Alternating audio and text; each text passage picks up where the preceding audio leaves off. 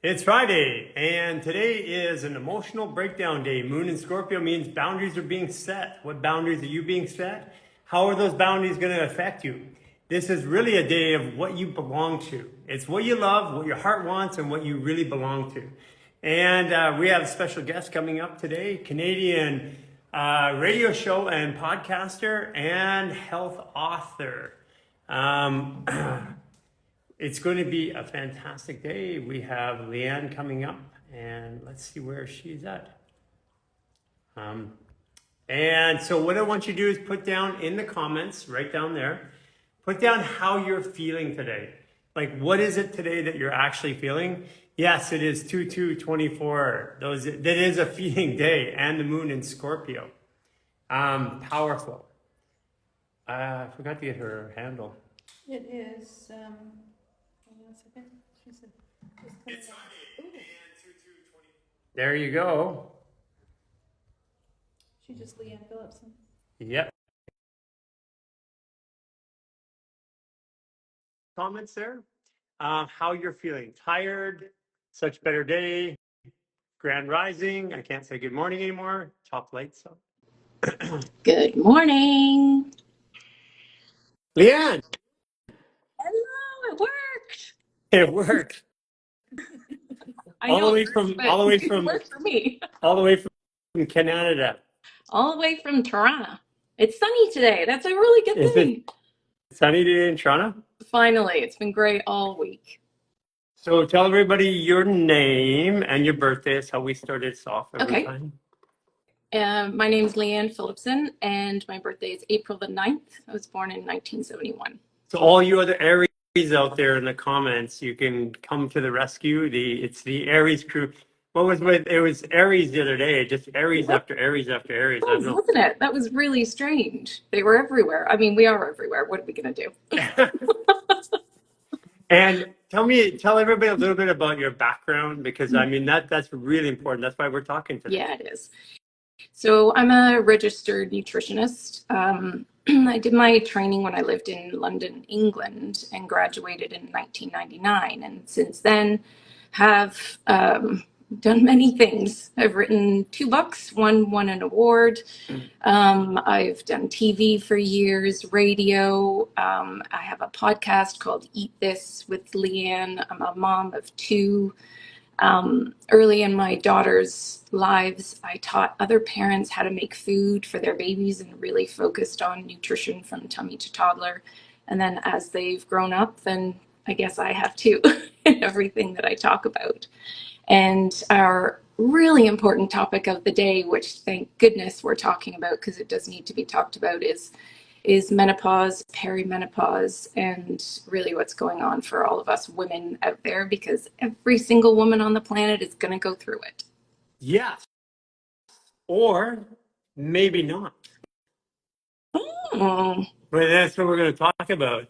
So if you're in the comments here, and I'd like you guys to also do me a favor, take that button right down the bottom, send it out to friends. If the algorithm hasn't hit this morning for whatever reason, we'll build that up. If you have any questions, hit the question button today, and we'll pull some questions out of the actual question button down the bottom yet. We won't be able to catch them out of the comment section. It'll be a little too hard, but please comment. And 2 things. If you're an Aries, put it in the comment. And second of all, if you are in perimenopause or menopause, put that in the comment too. And this is definitely one that you're going to want to send to your mother, your friend.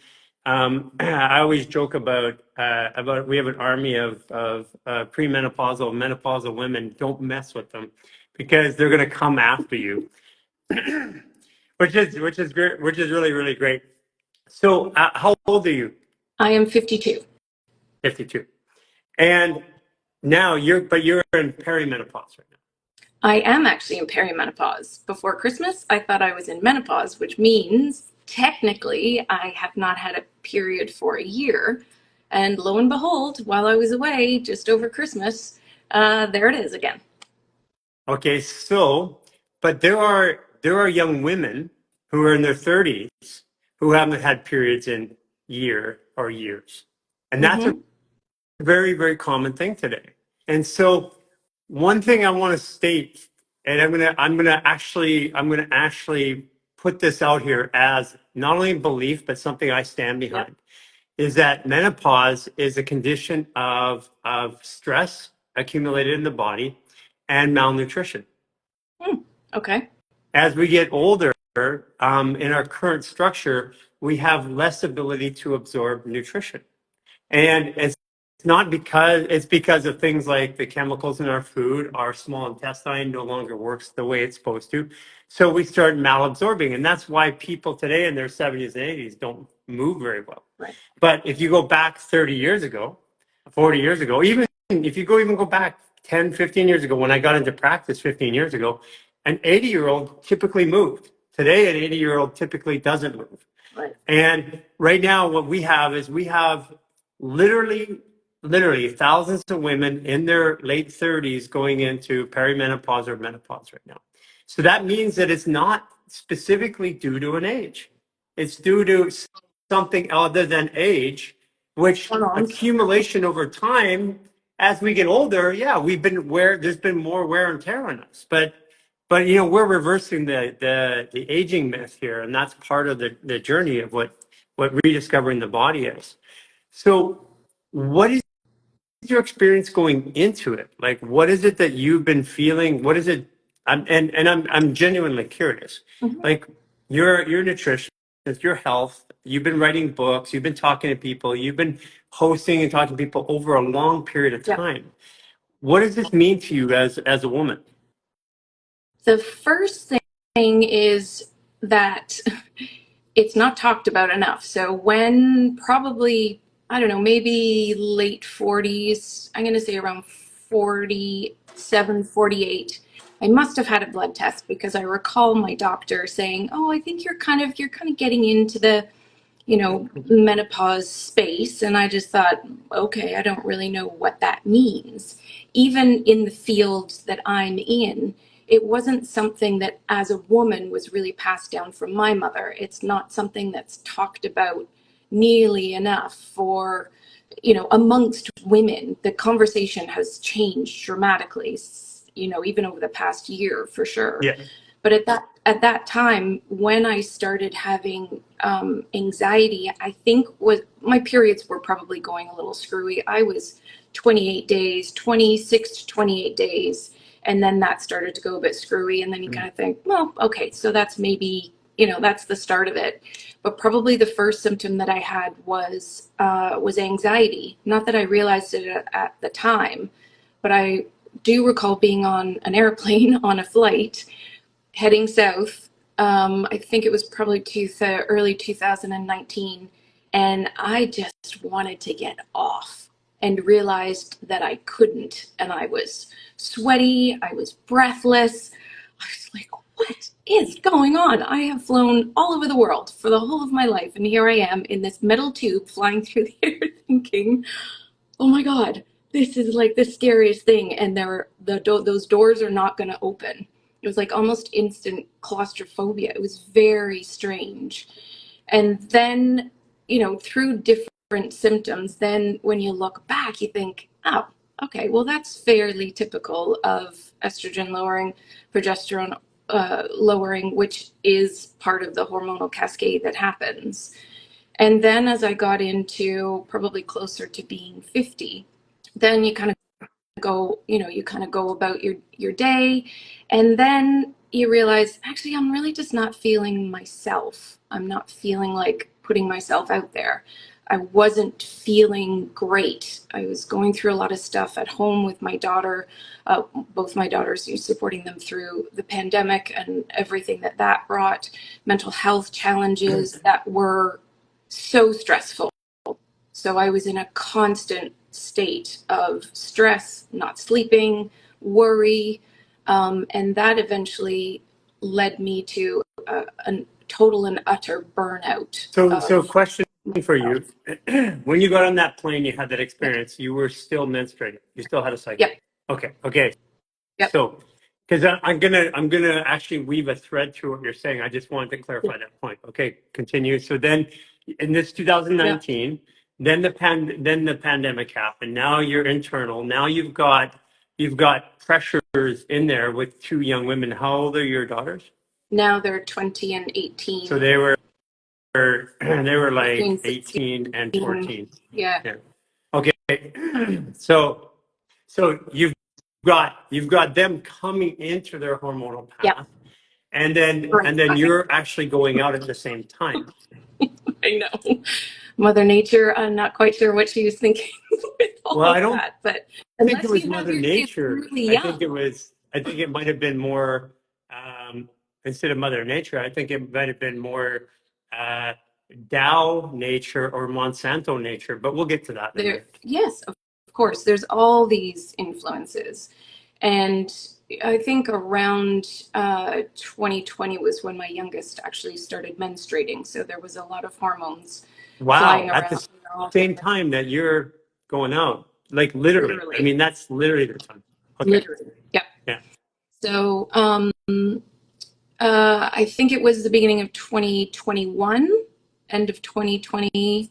I don't know. It's all a bit of a blur. But I had a period, thought, okay, normal, here we go again. And it didn't stop. And it didn't stop for over 4 months. I bled heavily. I had major cramps. I had gushing. I had passed clots. And it took that amount of time. Did you seek medical care during that? Yep. What was, Yep. out of curiosity, again, I'm drawing a web through this because now I'm building a story. Yes. What was the medical explanation for you bleeding for 4 months straight? Pretty normal stuff. It happens. Really? Yeah. It can happen. Okay. Yeah. Well, Yeah. I guess let's- normal's okay because that does happen, but normal doesn't mean healthy. No, not necessarily. And, when I say that I bled 4 months straight, because at the end of 4 or 5 months is when I actually had surgery and had a 4-centimeter polyp removed from my uterus. Oh, so you had a surgery to remove Okay. a 4-centimeter polyp. Okay. Cool. Okay, got it. Now, and I'm again building this story because and what date was that? That was in April of 2021 or 22. Okay. 2022, Okay. I think. Yeah. Yeah, I'm just getting ready for my assessments and then the because this journey is going to be rebuilding Leanne. Right. Okay. Sounds good. So I think after that, what happened next? So around that time, and just a lot of stress. I do a lot of things in my day. I've done a lot of things in my life. And when people say to me all the time, I don't know how you manage to do all that stuff, my automatic reaction is, how do I not do all that stuff? So I ended up in probably 2023 in a total burnout situation. Sure. Yeah. Not only from maybe the hormones, but just the mass amount of stress going through supporting my daughter, one of my daughters in particular, after some pretty heavy duty mental health challenges, hospitalizations, all of that. And actually during one recording of a podcast I was speaking with a colleague who focuses on hormones. And during that conversation, then she was calling out the women that do all the things, that look like they've got it all together, that keep on going through thick and thin. You don't stop. And she said, because of her experience actually in postpartum depression, she shared how it's those women that you have to watch out for, because they're quite often hiding how they're feeling. Yeah, almost. My experience is because, being a health practitioner and predominantly 70% of my patients and clients or people I supported were women over the last 15 years. I can tell you that, 9 times out of 10, what somebody presents outside externally is not what's going on internally. Definitely. So at the end of that podcast, and I record my podcast in my clothes closet. So I came out of the closet, tears streaming, didn't even make it to the end of the recording, was crying at the end of the recording. And it was at that point that I realized just how much I was hiding with my own mental health. Right. So the anxiety, yes, but being in such a depressed, burnt out spot to the point where I just thought, I can't continue this way, and had suicidal thoughts, suicidal ideation. I had to just really, it's so much courage to speak to my partner about how I was feeling, to speak to my colleagues and just say, okay, I'm in this place and I don't know what to do. I took some time off from my podcast. I kept going with my day job, and had some testing done, a Dutch test, Yeah. which is an incredible test. And that really showed just how little my body was able to hold on to resiliency, showed where my progesterone, my testosterone, or the lack of them, my cortisol even, and also my my progesterone, and just low across the board.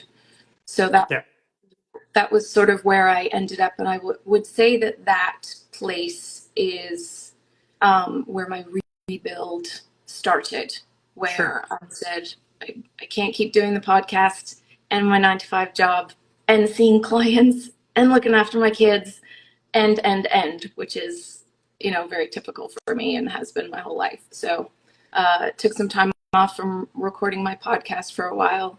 Thought, okay, I'll go on a vacation. So booked a vacation to go to Costa Rica, and luckily had my colleague who was looking after me hand me some hormones, some creams, and some DHEA that I take every day, handed those to me at a conference just as I was going to Costa Rica. And then, of course, got to Costa Rica and I was sick for the whole time I was there. But that happens when you stop, and have been taking those since.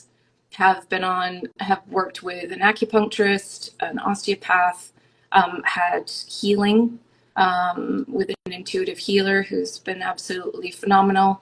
And I'm now learning how to be okay with resting and not doing so much.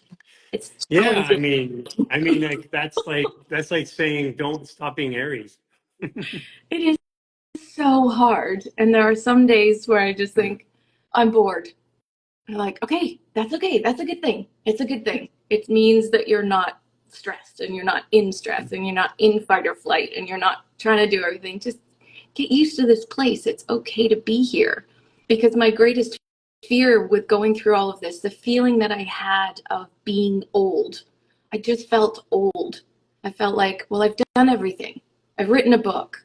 I've done all these things during my whole career. I've traveled. Like, what else is left? What is there that I want to do? It was a very, very strange mental place to be in, because it's just not me.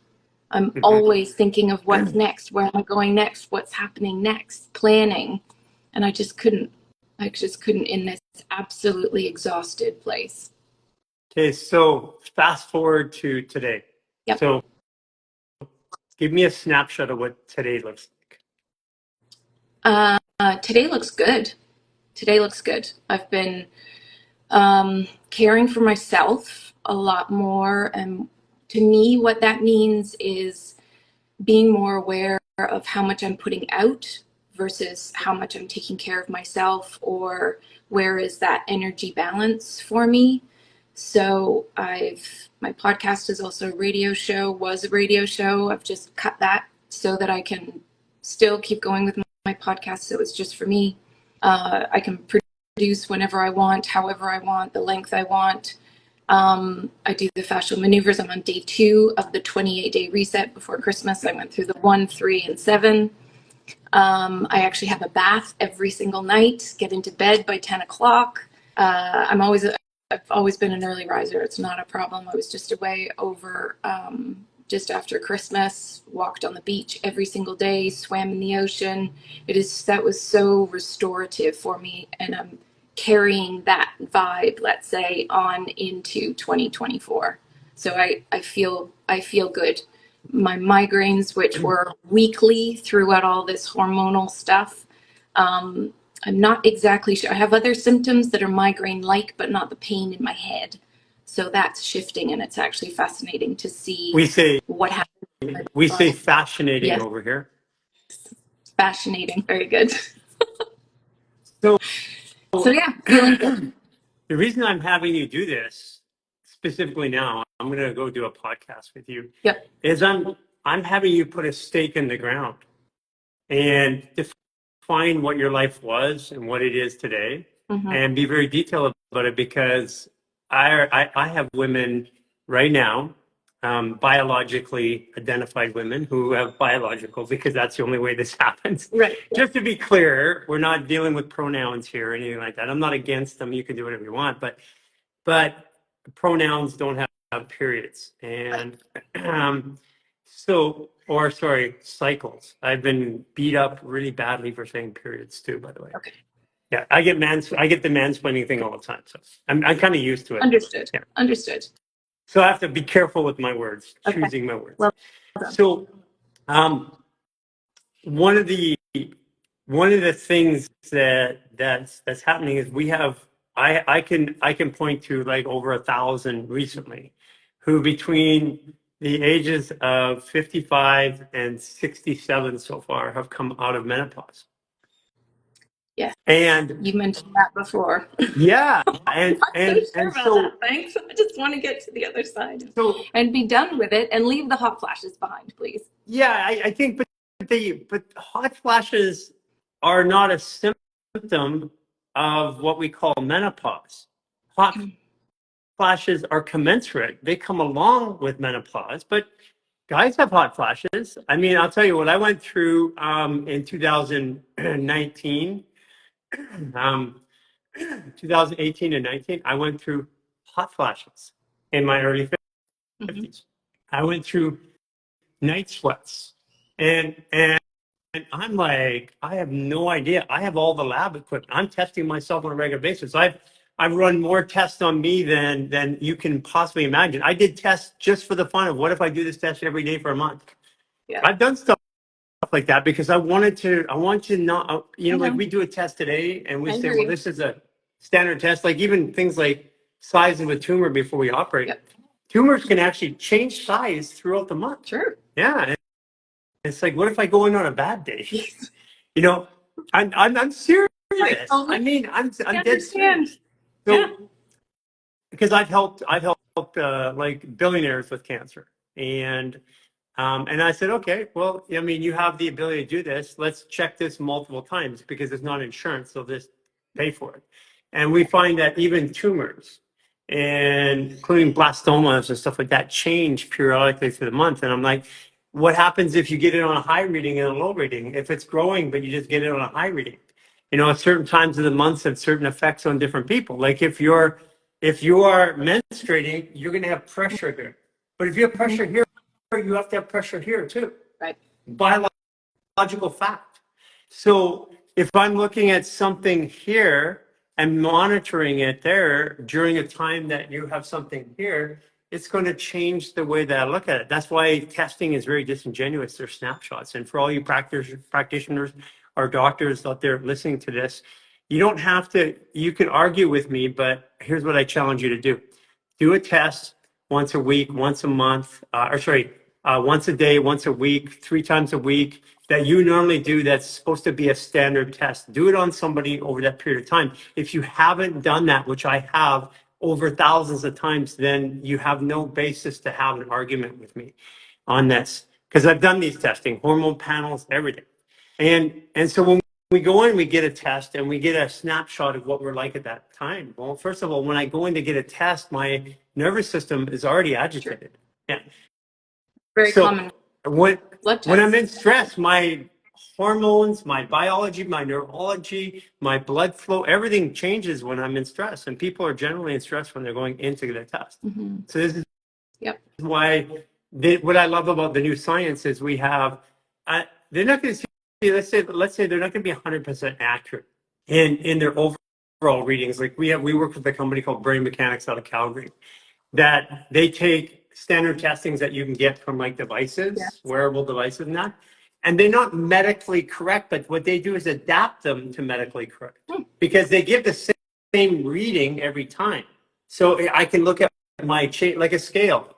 As long as that scale goes up, it doesn't matter if the scale is correct. If I go up or down on that same scale, then that's the correct thing. Now, if the weight was off 10 pounds, I can figure that out later by adapting it, by testing it, and then make the equivalent. Does that make sense?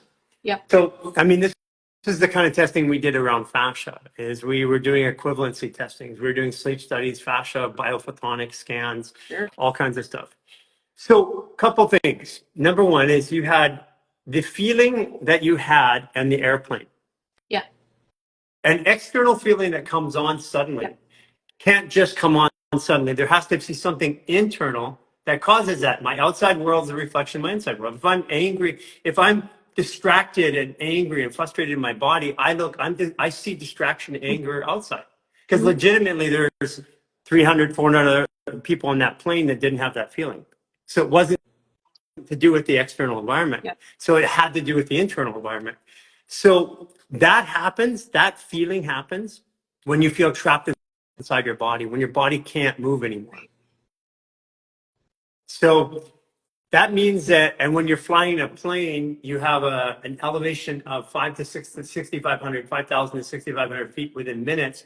And you may have done that 1,000 times before, but that's the straw that broke the camel's back. Okay. So then you go into a very stressful time with COVID.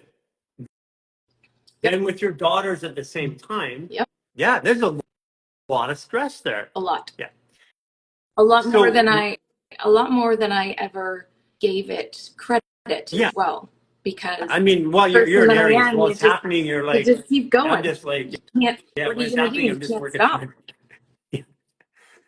That's your Aries, yeah, for sure. I know. And for everybody out there, I have a Grandmaster Aries, and I got a 21 degrees Aries rising. So I'm an honorary Aries. I act like an Aries, especially if I'm stressed out. So what I can say is that this all came along during stress. Without a doubt. Okay, so Without a doubt. what we don't know is what would happen if you weren't stressed over that time. No. We can't go back and undo all that Well, stress. we can't undo that stress at that time, but we can undo it today, and that's what we're going to talk about. Yeah. So this is what's happening now. The number of women, I'm going to say that between 35 and 45 years old, the number of women that report to me not having a period for over a year is over 50% right now. And these are only the ones reporting to me. These aren't I'm not asking. These are the ones that they're calling saying, I'm having these issues with my body. What's happening? So they're describing what's They're happening. looking for answers. Yeah. Why is this happening? Because the normal route that you go to find out the answers to that, unfortunately, they're not providing the answers that we need. Yeah. And the feeling of depression, what do you think depression is? Maybe that's a good question in your mind. I mean, I know what I don't know what your experience. I know what my experience is when I had it. Like a retreat within myself, not speaking my feelings, not connecting. You got it. Just a low, You got it right there. A low, It's low. Not connecting with the outside Yeah. world. Okay. Very So internal. in the small intestine, we create 85% of our serotonin. Yep. Serotonin is what makes us feel connected to the outside world. Depression is down here. Our brain tells us that we have it. We don't have pain in our brain. We don't have emotions in our brain. As a matter of fact, we can do surgery on our brain and it has no pain sensors. There's none. Yeah, so this is just telling you you've got something, fear, anxiety, depression. We don't have it up here. There is no pain there because fear is painful. Depression is painful, but we don't have it up there. The brain itself has no pain sensor. You can actually literally do brain surgery without affecting any pain in the body. It's a dashboard.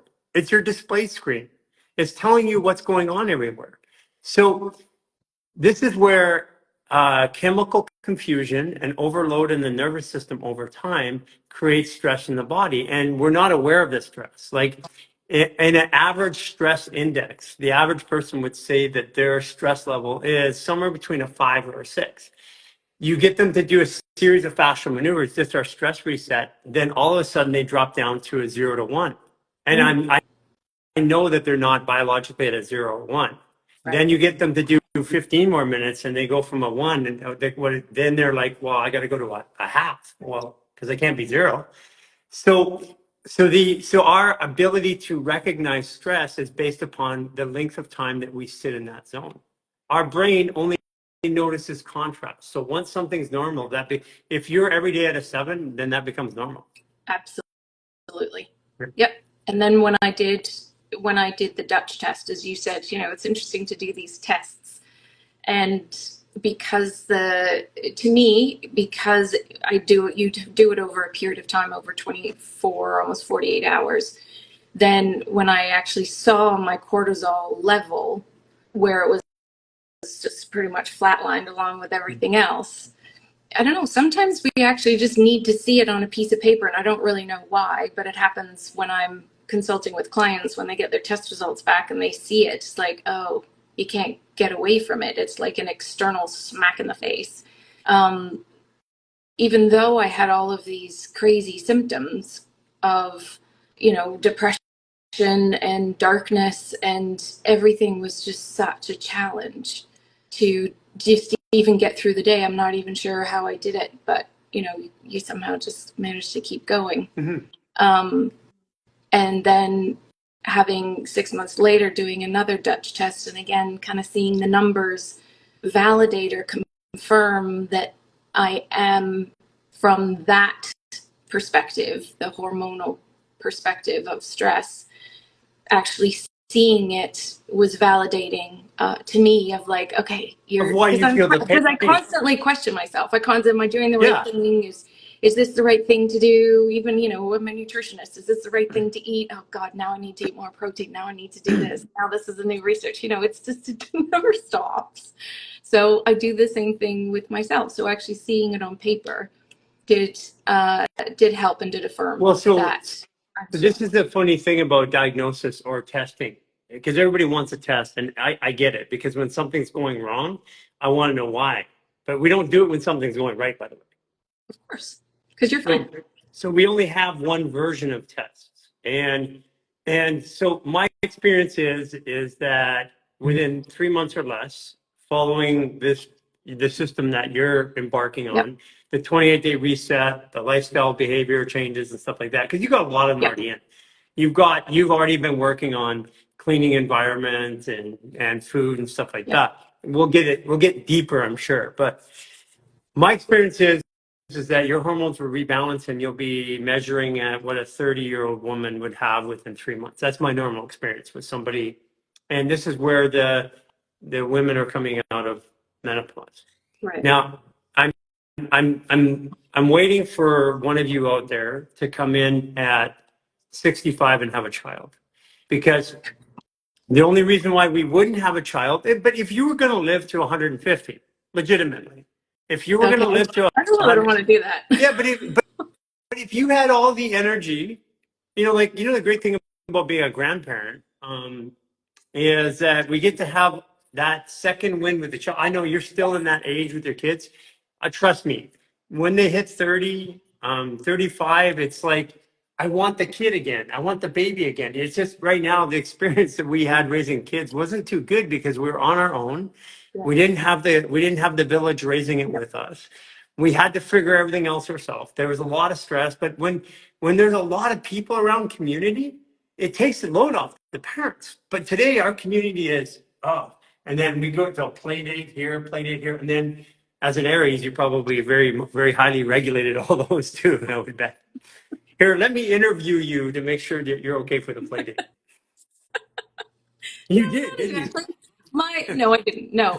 My level of observation would, is off the charts. So I would observe things and then I would adjust accordingly. Okay, so So the idea is if you were legitimately going to live to 150 years, Right. but at 100 you're going to feel like you did 10 years ago. Right. Then it just changes the possibilities because we don't have the possibilities in our head. Mm-hmm. But I have women now who are menstruating in their mid 60s to 67.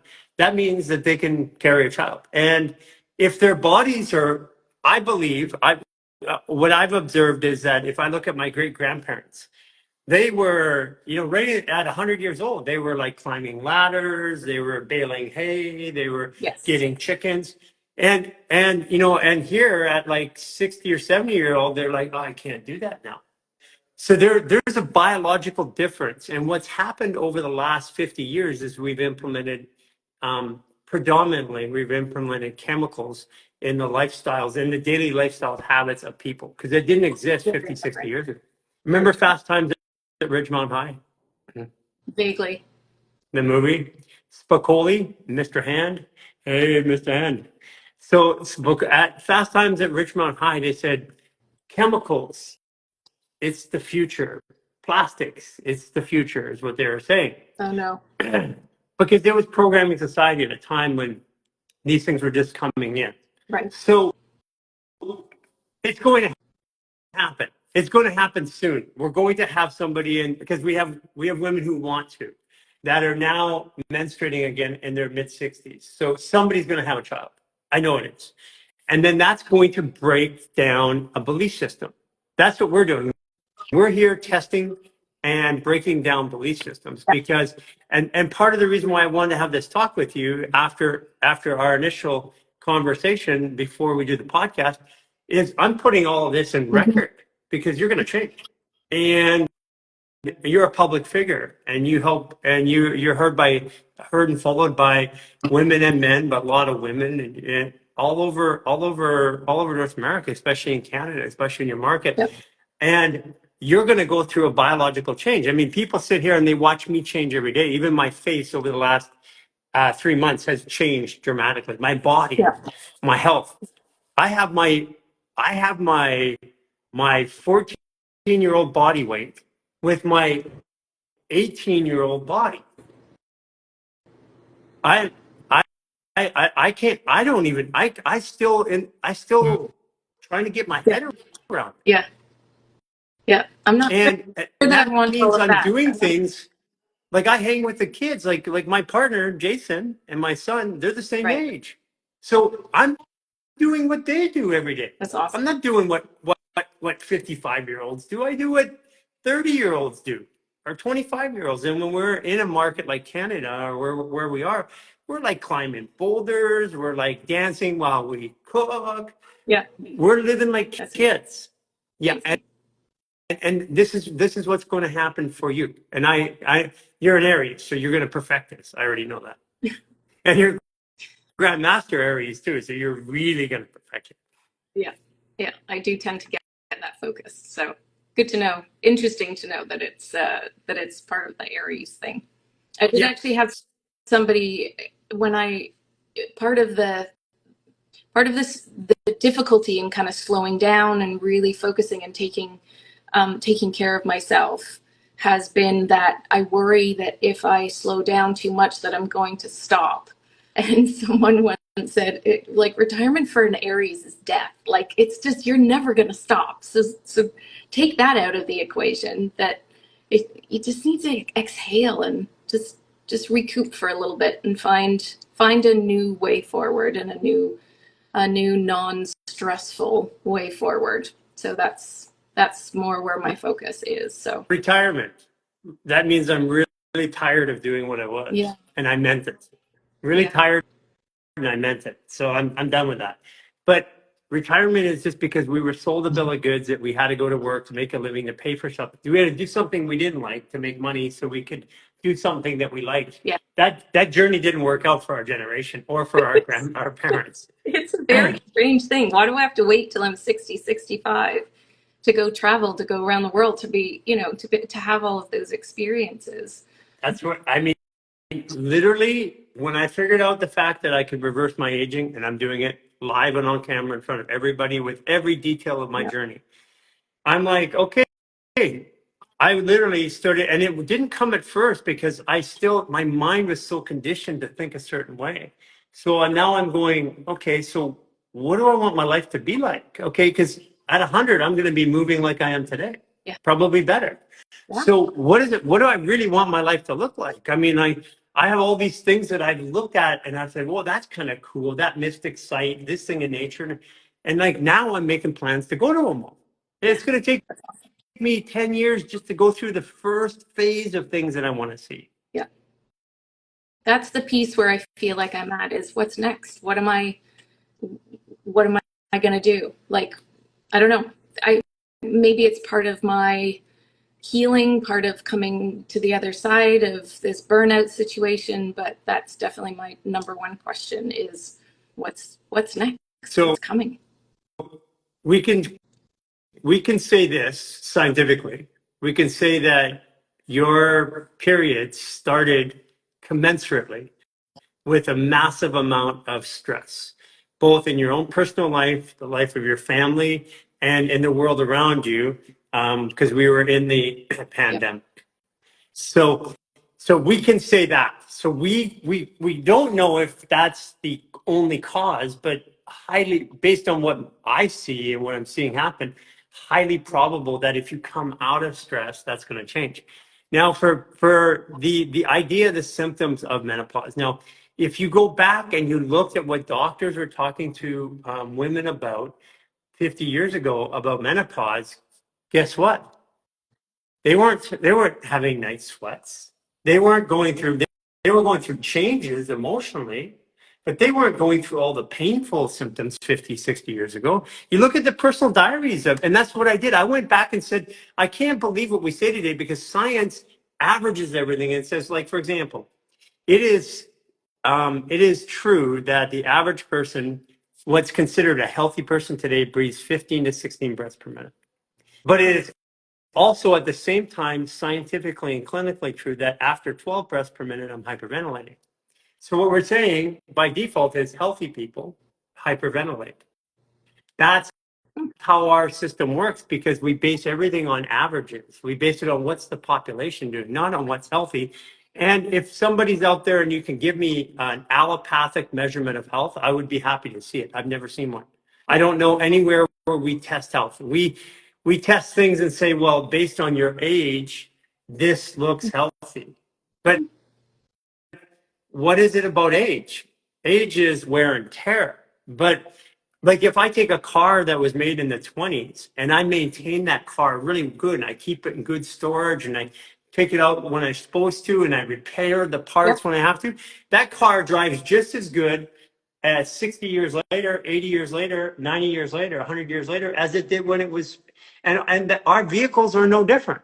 That means that somehow along the line we don't have the right tools or the right gas or the right cleaning material or the right replacement parts. And replacement parts for us are stem cells. All the toxicity that we take in and all the toxicity that we take in now was not on the planet, 50 years ago. I have read in the research that I've done on the mental health situation, way back when maybe women were going through menopause or changing with their hormones, then they would be institutionalized for their mental health issues because they didn't know what to do. So there definitely are swings of symptoms even today of what people experience in menopause. What percentage of those women of the population? This is important because what you said is a true statement of fact. But what percentage? Like for example, we had Parkinson's or we had autism. We had autism 50 years ago, but right now it's autism is our spectrum is between 1 and 12 and 1 and 15, depending on the country. If you go back 50 years ago, it was 1 in 500,000. Right. So what we do is we take that piece of information and we extrapolate that against our current audience today, which is very disingenuous because you're right. Women were put in institutions, but what percentage of the population? And I can tell you what percentage of that population is, by the way. It's less than 1/10 of 1%. Right. Yeah. So, Yeah, I'm not sure if and right now that's not today true. would do the same The thing. 80 to 90% of women are going through this journey at this stage are having mental health issues. Oh, Yeah. definitely. Well, I mean, is that a result of the hormones? I mean, it's everything. It's just it's not Okay. one. It's Here's not another question. not one. What is mental health? Mm, yep. Depending on Because who you listen to, could be a brain injury. yeah, It could be the but even a brain hormones. injury, what is the brain doing? What is the brain? This is where, okay, fundamentally, this is where I came in and said there's something wrong because the brain isn't in charge of the body. The brain is collecting all the information, and it's the body's a computer. Inside your fascia, you have 100 trillion nerve endings, and it has an interstitium. You can Google Yep. this. The new organ, the interstitium, and it tells you all about this wild new organ. It's not new, of course. No. Always But the brain has 100 billion nerve endings. That means the fascia has all the computer. It's the computer, but this is a mini computer. But what does this computer do? It's the equivalent of the processor on your computer. You have a hard drive, you have other computing sources and power sources, and the processor exchanges programs and runs them. That's all it does. So your brain, technically, scientifically, your brain has one job to identify patterns and resolve them. That's all the brain does. And when it doesn't get a pattern, it keeps thinking about it. I don't understand. I don't understand.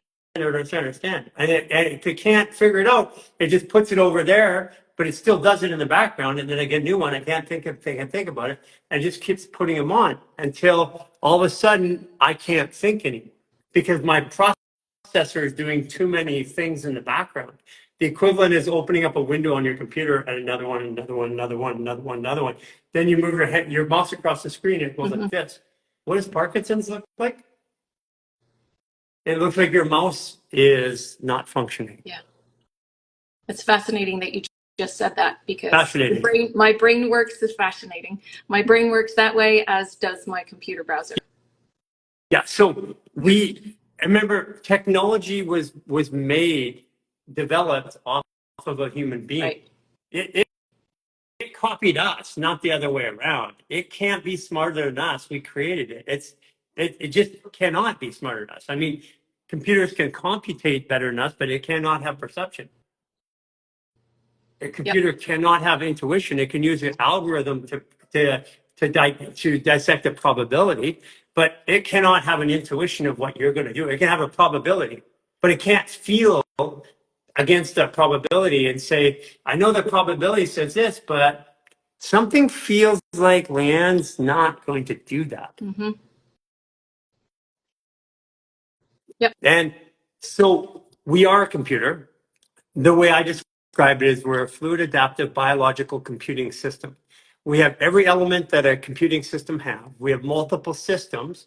All these systems function in coherence with each other.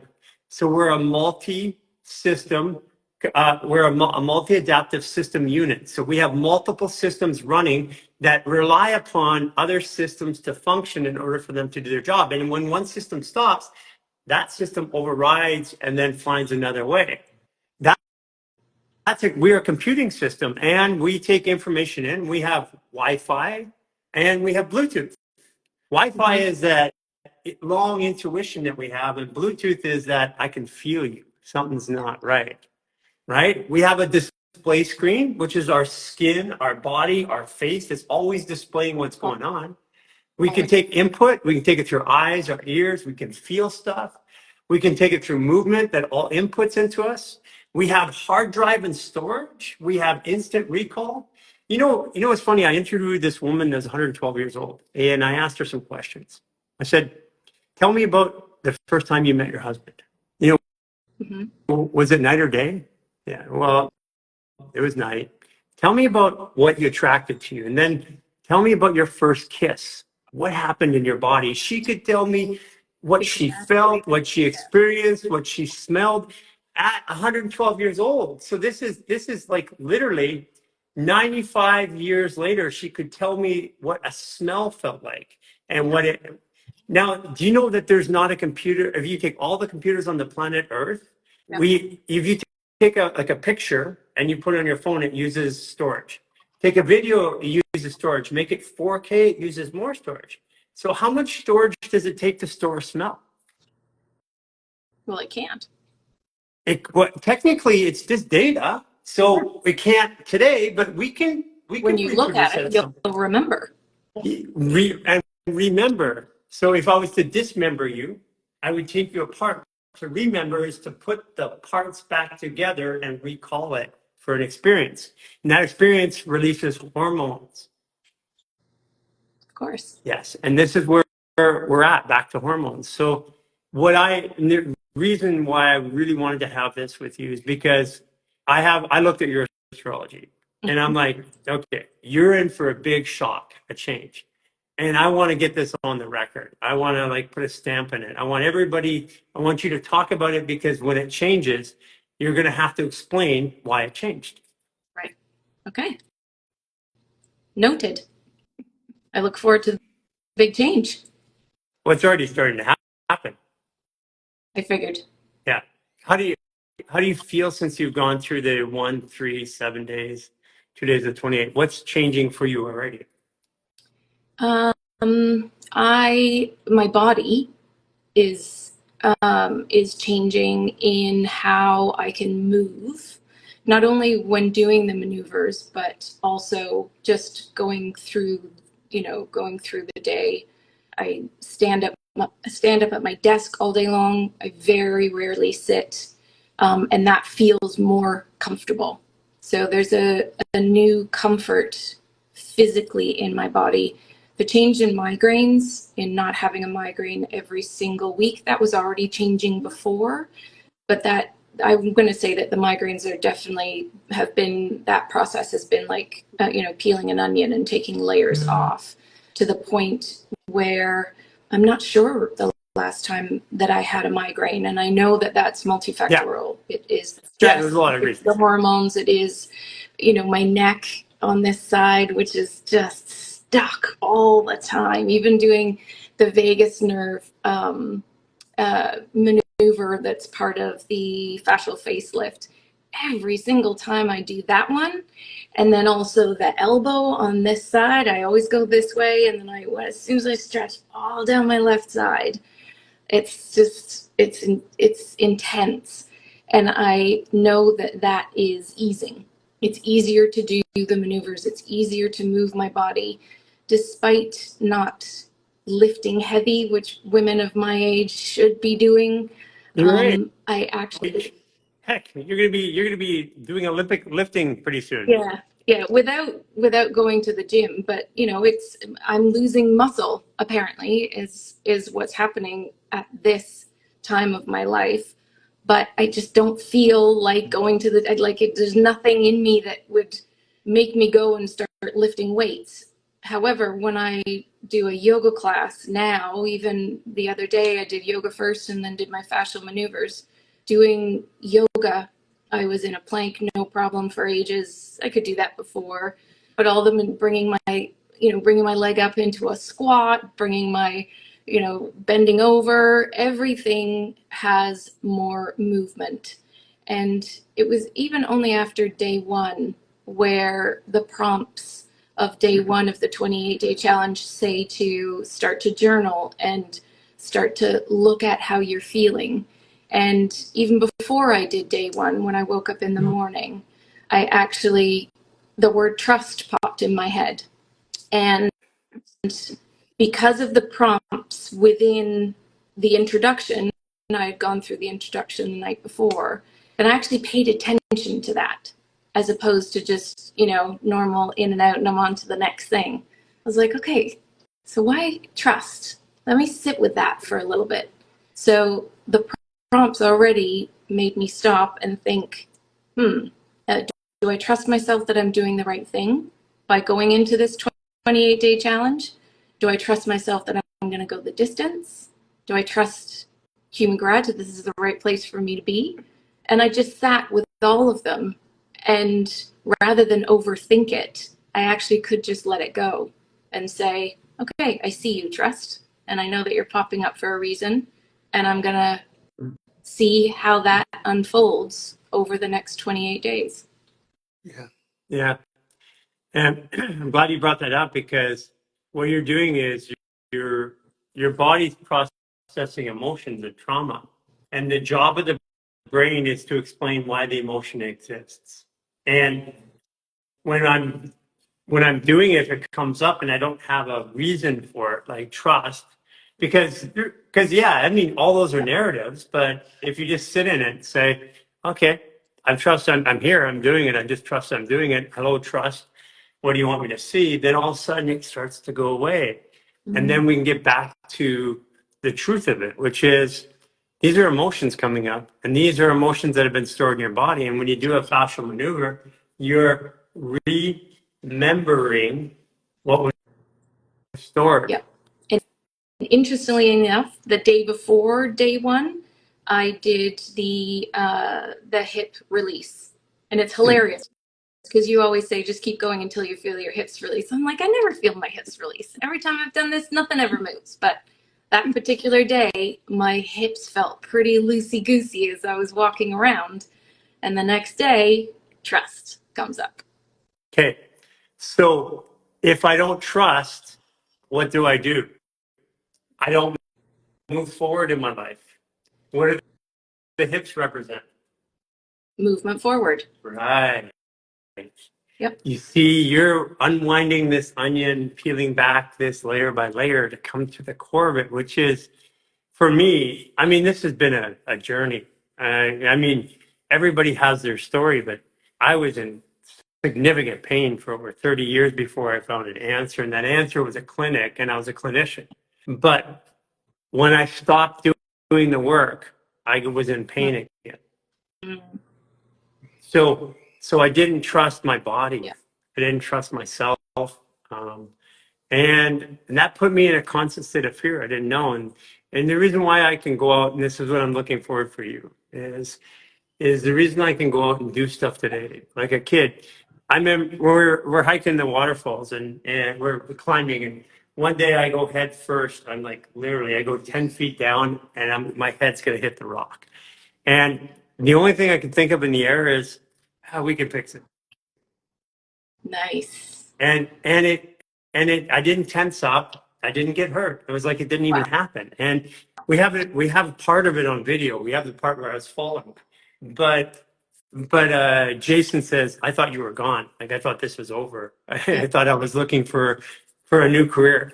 Yeah. And it's part of rebuilding the trust and the belief that this thing was meant to heal. Yeah. At somewhere, when you remember that point in the plane where you felt trapped, that's when you felt trapped inside your body. So externally, you feel you relate it. You want to say, I want to get out of the plane, but it had nothing to do with the plane. It had to do with how you felt. And there were many things going on back then too that I felt trapped. Yeah. Relationship, I think, too, if I remember. Yep. Yeah. So listen, I'm really excited to watch your journey. Thank you. A lot of other people are going to be excited to watch your journey. Going to be interesting. So, so especially, I have found that the most successful people, like say, I'll tell you my own personal journey, is that I believe that why the transition has been so great for me, even amongst my own team, I seem to have bigger health transitions, like faster, not bigger, faster, maybe. I believe it's because I openly share my journey without any filter. Right. And as I journal and share, which I'm even doing today, which I journal and share and talk about the reality, the authenticity, I know that when somebody else hears my story and changes as a result, I know somehow I get a credit and in this video game, and that credit allows me to do something that I want to do. Cool. So we have a stake in the ground. All right.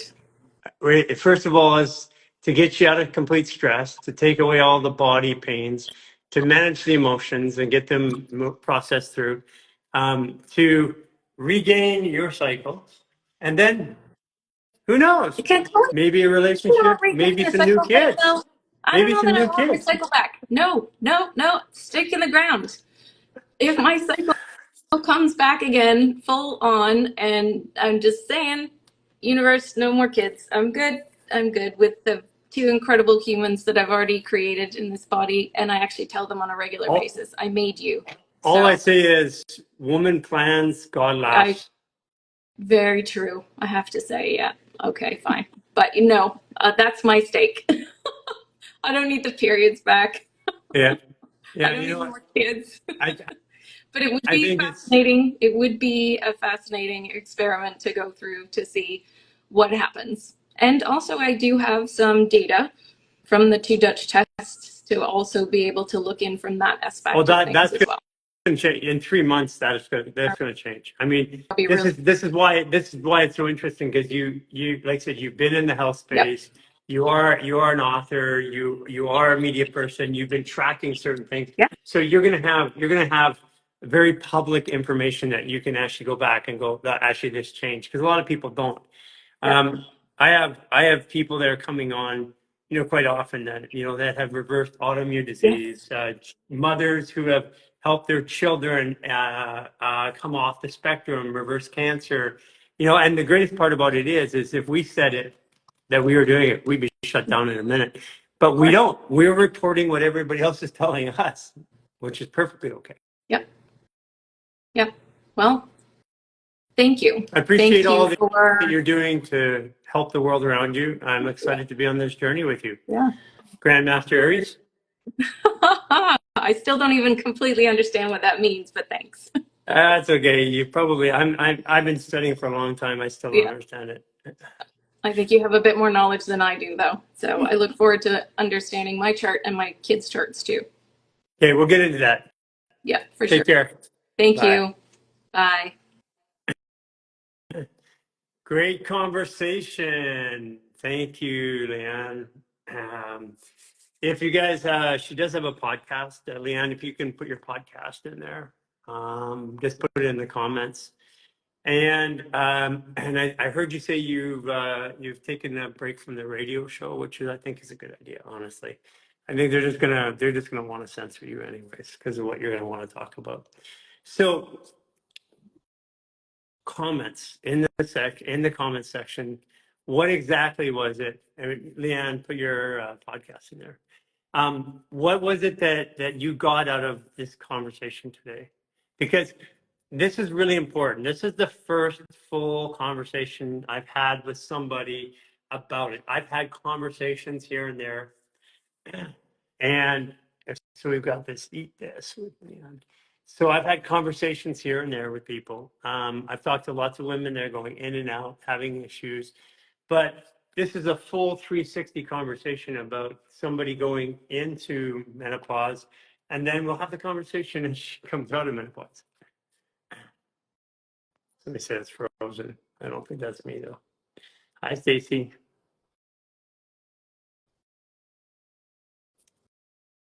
Yes. Yeah, I love the name too. Hope you can feel myself one day again.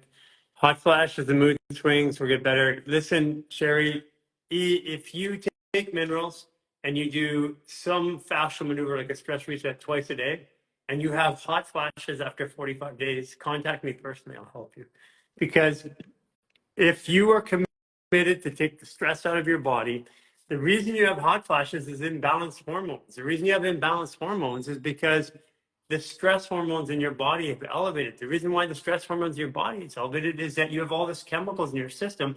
Your body's trying to deal with the hormones that are there. That's why it's elevated. And when you dysregulate your hormones by the food and the clothes and the air that you breathe and the water, when you dysregulate your hormones, your body goes into stress to try to deal with it.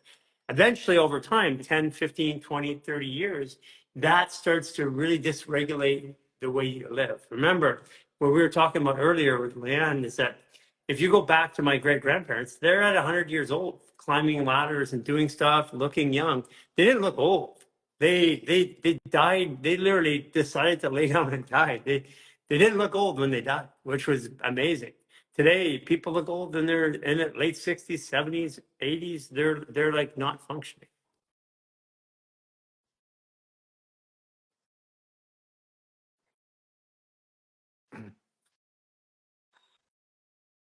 Okay. Rasmini Jalan. Rasmini, I think it is. What helps dementia? Dementia is type 3 diabetes. It's even listed as that scientifically. What helps dementia is 28-day reset, minerals, fascial maneuvers. We have found that people who go through the reset process, who remineralize their body, take the inflammation out, and take away the malabsorption by fixing out their GI tract, we find that they seem to remember things that they weren't remembering before. Let's just put it that way. Actually, if you want to hear the actual science of it, go listen to Gary Brecka. I mean, he's a great scientist, and he will tell you that dementia, Alzheimer's, is type 3 diabetes. We know that clinically.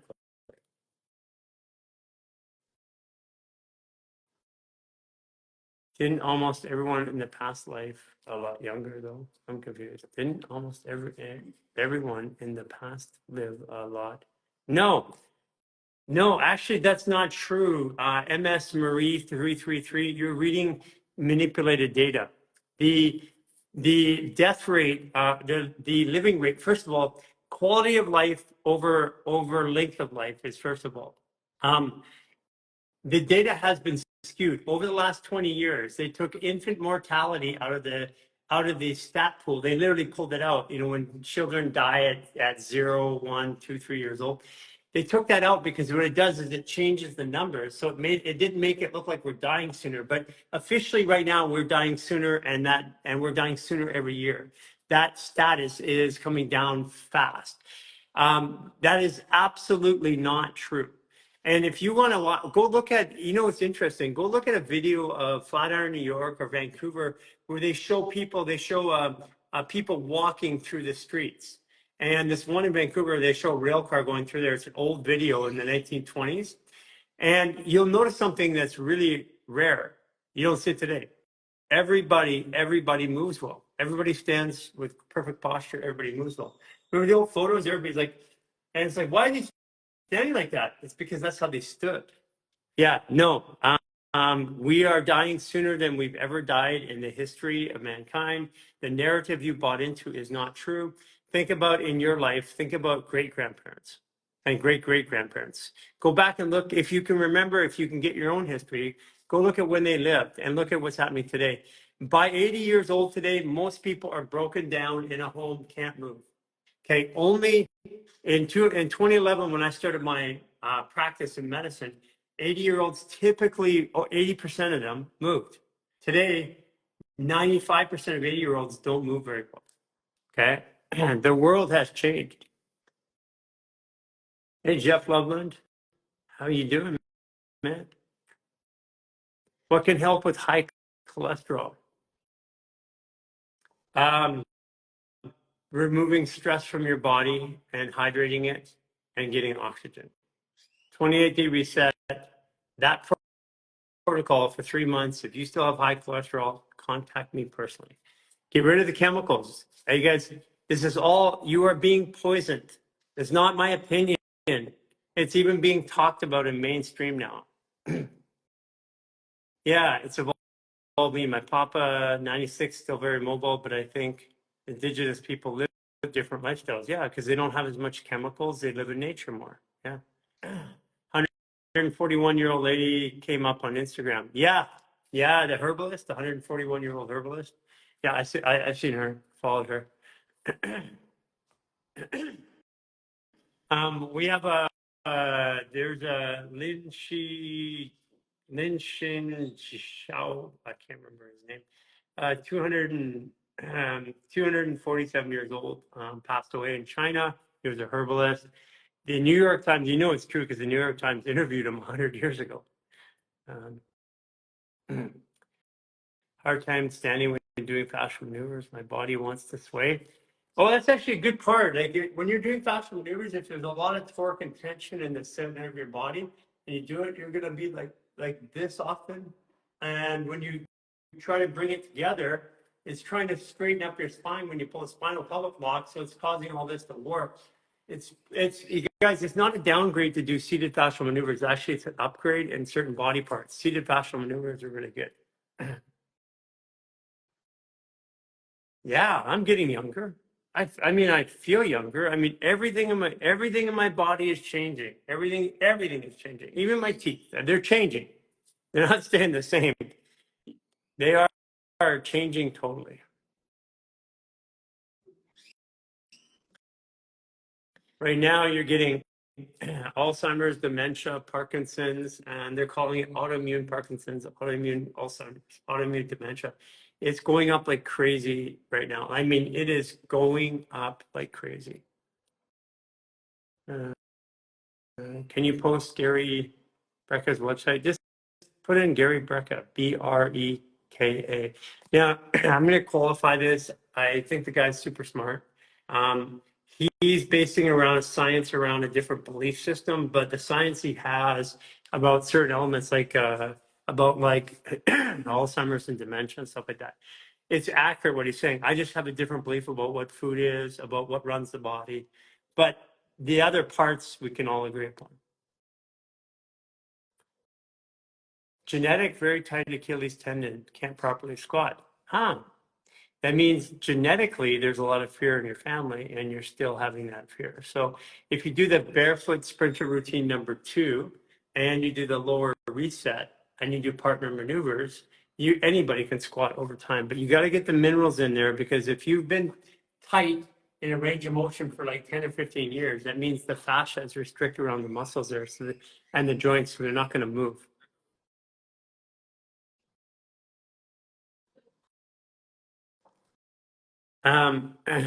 That's a good question. Does everybody have diabetes 3? Did they also have diabetes 1 or 2? No, not always. But it's insulin resistance in the brain specifically. There's different functions and different systems in the body. It's like if I had cancer in my kidneys, does that mean I have cancer in my bladder? Or do I have cancer in my heart? And the answer is no. These are all different systems. Yeah, no, I refer to Gary. Gary's a smart guy. Like I said, we just have a slightly different viewpoint of the body long term. But he talks about fasting, and I'm glad he does that. um, I, I mean, the ideas of food and stuff like that. I mean, I fasted for 44 days. I have a whole new religion on fasting. Yes, religion, conscripted back into the army of fasting. Um, yeah, Joe Rogan follows us. I mean, we were set up at one point when we were in the clinic. I'm glad we didn't do it then, because we didn't really have anything unique. In the clinic, we were just better at combining everything. Today, we have something unique. I mean, at one point, when it's right. I mean, I tend to talk, if you notice, I haven't been doing podcasts. I haven't been seeking them. I also have been turning away a lot, because I don't want to argue with people about about behavior styles. I don't want to like I don't believe that building muscle is the right thing right now. And people can disagree, and that's okay. I don't mind the disagreement. What's happening though is I have hundreds of thousands, or we have hundreds of thousands now, millions of people that are following this lifestyle, and the results are coming in. So we're building a collective database which is going to supersede anything science. Yeah, we have the biggest study on human health in the world right now.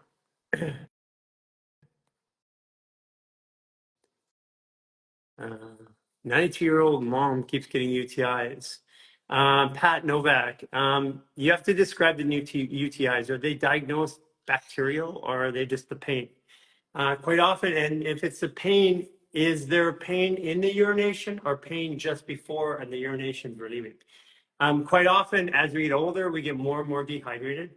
The urethra, when it gets blocked from dehydration and contraction, like think about it. This is 18 years old. This is the journey to like 80.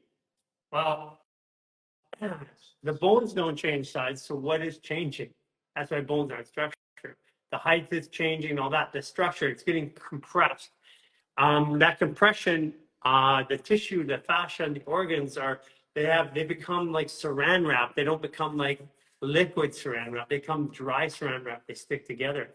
And the urethra gets caught in there, and the UTIs can happen. So what I would do, Pat Novak, is I would get diatomaceous earth, Irish sea moss, and powder kirk, and I would give them the doses suggested in our supplement guide. I would do the partnered ileocecal valve release, the partnered belly button trauma release, and any of the other partner releases on them themselves. I would help them in the fascial maneuvers. There's a lot of people that help with elderly. Sit them in a chair, do totally twisted, put their arms like that, twist them one way, help them breathe. You're going to see a change in somebody who's 90 years old. You're going to see a change right away. Usually and again, if it's a bacterial UTI, tested bacterial, then the minerals and the same process is going to work. But the reason why it's happening is different. Okay, it's an imbalance in the pH and the chemical balance in the body. My great grandma's 112, still walking around the neighborhood. Yeah, you guys. Again, we've been taught that the average life expectancy is 84 and 87. That's dropping right now, significantly dropping. And you guys, the reason why it holds on is that if you're going to look at a population of hundreds of millions of people, like for example, the divorce rate is only at 72%, I think it is, or 74%. I might be wrong with the number, but it's close to there.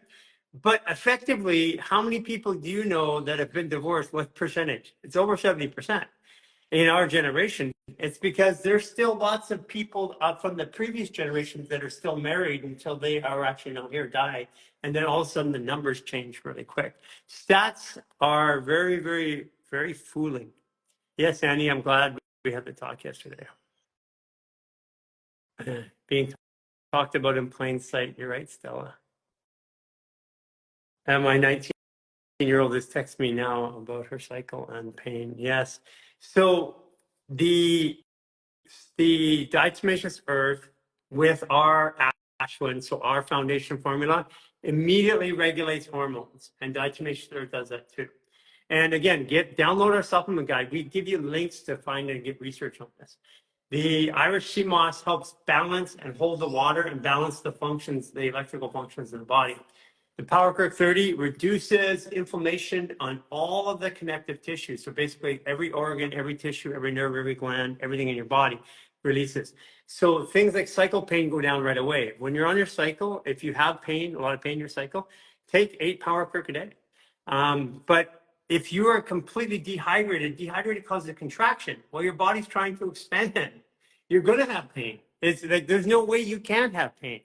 So I suggest a 28-day reset yourself. I suggest you download our supplement guide, get the diatomaceous earth, get the Irish sea moss, bath, go through the month. If you're waiting to your cycle to get out of pain, good luck. I mean, you can take supplements, they're going to help you, but you've got to do this and get in through the course of a month. The psoas release on our lower reset, the swinger, which opens up the whole hip and pelvic floor, the pullover, which pulls all of this over the diaphragm, the belly, and the lower back and the intestines, and then the lower reset maneuvers with the barefoot sprinter routine number 2 are designed for things like cycle pain. If you can get someone to help you out, the partnered belly button trauma release and partnered ileocecal valve release will take somebody who's having pain in the cycle and right away. Like what I do for somebody, if they just come up to me and say I have cycle pain, like I'm in a lot of pain, the first thing I do, if I can put them on their back, is I go in with my hand and I do a counter rotation. If they're standing, I do a double counter rotation there. That's the first thing I do. And I hold that for about 5 minutes, and what it does is it takes out the internal pressure. Fascial maneuvers, Simone Sullivan, they're free of charge. All of the instruction, all of our courses are free of charge. You can support us by buying supplements. You can support us by going to some of the classes, but there are classes that happen online, classes that happen around the world. There's education, the 28-day reset, Lifestyle Artist 1, Lifestyle Artist 2, coaches, and mentor program. It's all free of charge. UTI can be a candida overgrowth. That's why I asked you to check for like bacterial and for infections. But the reason why candida overgrows is because you have a lack of mineralization, you have a problem in your small intestine. It's not flowing properly. When the body's flowing properly, you're not going to have candida. That's the whole issue. So go download the supplement guide, follow the 28-day reset protocol, do the 28-day reset. 141 in the Rastafarian calendar. Wow, that's cool. I'd like to see a video of that. You were right with my menopause symptoms, diminished a lot after 28 days. Yola Verdad? ALS is on the rise. Autoimmune is on the rise. Dysfunction in the body is on the rise. ALS, Parkinson's, MS, tachycardia are all symptoms of that. Clean out the gut, hydrate the body, move it. Yes, ALS is on the rise, but not for the reason you think.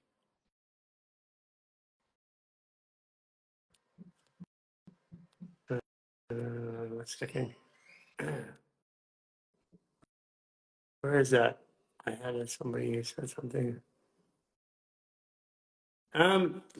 Somebody asked, what do you think about keto? And also, I think keto diet's great. I think you should try it for a couple months, 3 months in particular. I think you should go vegan for 3 months. I think you should try carnivore if you eat meat for 3 months. I think you should rotate your diet and your food. Body responds to stimulus and contrast. That's why when people go, I've been eating this way forever. I went on this one diet and it's always vegan or carnivore or whatever, the diet of the month, and they change. Of course you're going to change. It's because you give your body new hormones, new stimulus. The body goes, oh, I get to grow again. So it starts adapting. That's what your body's supposed to do. That's literally what your body's supposed to do. Can't swallow pills. Do you have a liquid? Put it in a blender, break them open. Diatomaceous earth, Irish sea moss are all gel and liquid. So you put it in liquid.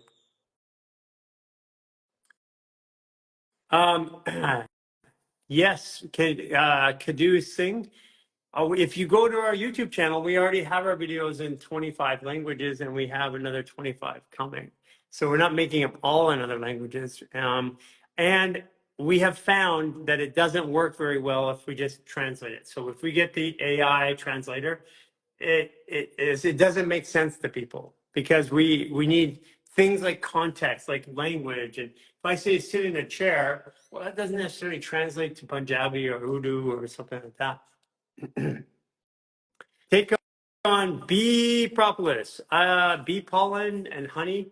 Honey is the only food that never expires. You can have honey 1,000 years later, it's still good. Yes, it's really good. Honey is super powerful. And don't give me that, oh, there's too much sugar. That is all bullshit. Literally. I was going to say bull crap, but it's bullshit. Have you heard of RSD? I don't know what RSD is. Well, I mean, you have to tell me what the initials are. Because RSD, Hawaiian Warrior, is just another TLA. What does TLA mean? 3-letter acronym. There are so many 3-letter acronyms I don't even know anymore. You just tell me what it is. Irish sea moss help with heavy metals and mild. Yes, it does, but Irish sea moss alone is not enough today. You need to take diatomaceous earth or silica from horsetail. You have to have the silica or you're not going to absorb the minerals properly. Yes, there's silica in diatomaceous earth, or sorry, in Irish sea moss, but go to Survival Moss and watch the lives I've had with them. When Amani started taking, she literally walked herself out of MS with Irish sea moss, and then she started taking the diatomaceous earth. Her hair got stronger, her nails got stronger, her hormones got better. Yeah. When you're doing the day, should you take TE and Irish sea moss too late in the evening? Yeah, there's no problem with taking it in the evening. Shouldn't be. Helen Finger from Burdock Oak. Take antibiotics. Soaking it, power curve, colloidal silver. Yeah, just keep doing that. And also Andrea Stoner, you can go get, if you have P3M, take 10 of those, 10 to 20 a day for the antibiotic effect. If you can't get it and you need it right away, go down to your local store, get like Garden of Life. Go take their 100 billion unit probiotics. I mean, it's better than P3OM is like in a different category, but go take like their 100 billion units, go like take 10 of those. You will, it will work because what it's going to do is those are colonizing bacteria. What they do is they kick out the bad ones. Hydrogen water, Michelle, we only drink hydrogen water. Go to H2 Water Experts or go to Thursdays, go to my page or Human Garage page and look for Thirsty Thursday H2 Water Experts and you can ask them questions. Hydrogen water is, I'll tell you why hydrogen water is so important. Hydrogen water is hydrogen. Your body produces 10 liters of hydrogen per day. Okay. Why is hydrogen so important to your system?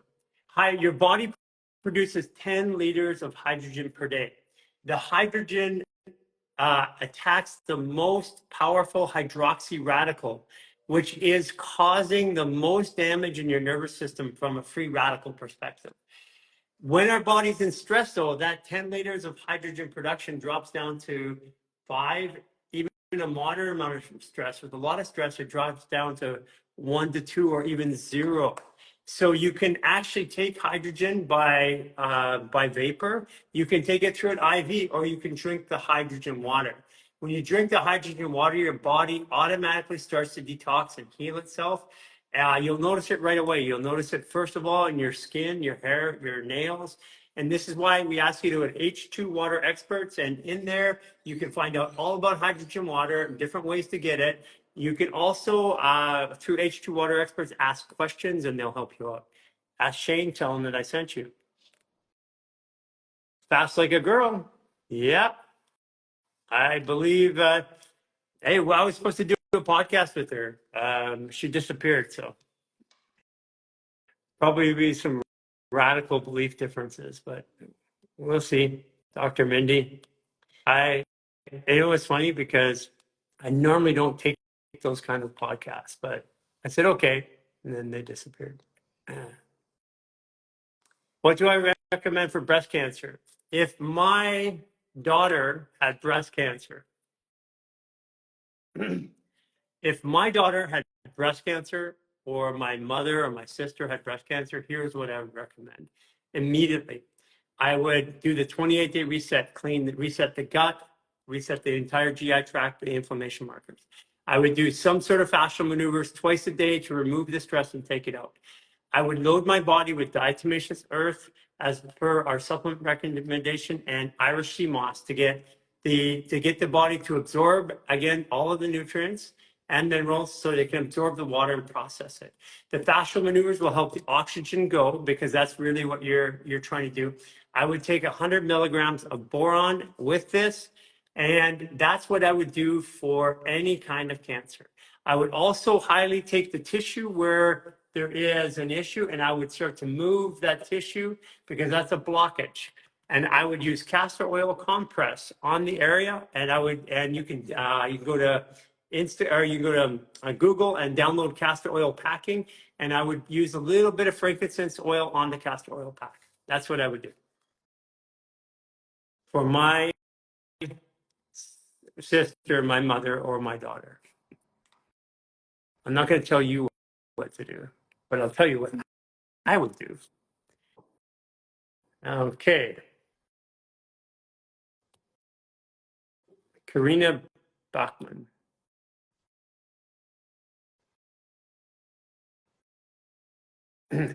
You can go also look at her metanoia, her underscore metanoia, and Rochelle. She runs a cancer and breast cancer and breast health program. She's one of our first trained practitioners. Help with can you put that in the her underscore metanoia? Yeah, I'll drop it. Yeah, we'll drop it in there. So if you have breast cancer, she does all kinds of breast health, and you know, breast health is the best health. Yeah, Pat, we're going to drop that in the chat. Lisa's going to drop it in right now. Would you recommend estrogen blockers? Never, ever. I recommend, I don't recommend any dysregulation of hormones. That's unnatural. I have tried it myself. I've worked with it. And I am talking from experience. I've had bilateral gynecomastia. I've had my breast tissue cut out. So I can even relate to the surgery, why it's done.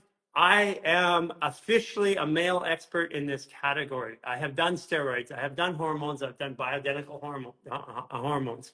I've done growth hormone. I've done all that stuff. And it all comes to an end at one point.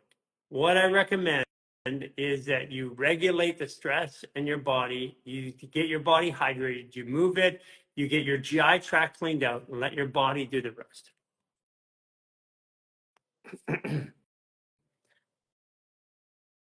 Have you ever heard of a dead colon?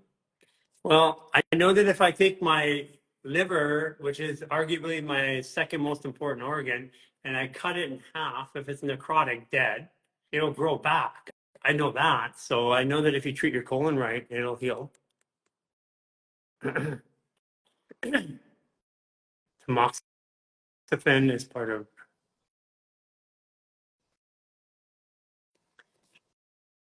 You guys, I mean, if you want me to comment, literally, if you really want me to comment on cancer treatments, it's just not a fair comment. I mean, your body's meant to heal yourself. Let's just start there.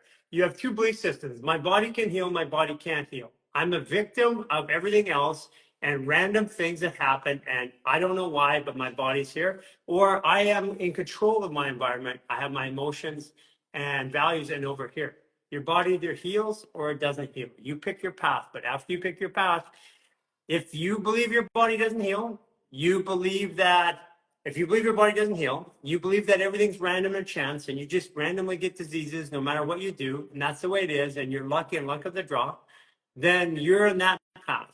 Then I suggest you follow it right to the end.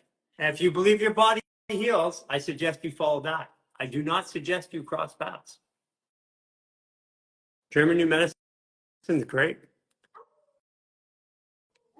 I just don't think, I think it's like us trying to figure out the body is like, it's like my watch trying to, it's like my watch trying to run, my little iPhone watch trying to run Google. Yeah, I mean, German New Medicine is great in the way that, in the theory and what they say. Body heals itself. Minerals, hydration, movement, manage emotions. Body heals itself. So after that, then it's diagnosis. You have this. You have this as a label. I don't believe the body should be labeled anywhere.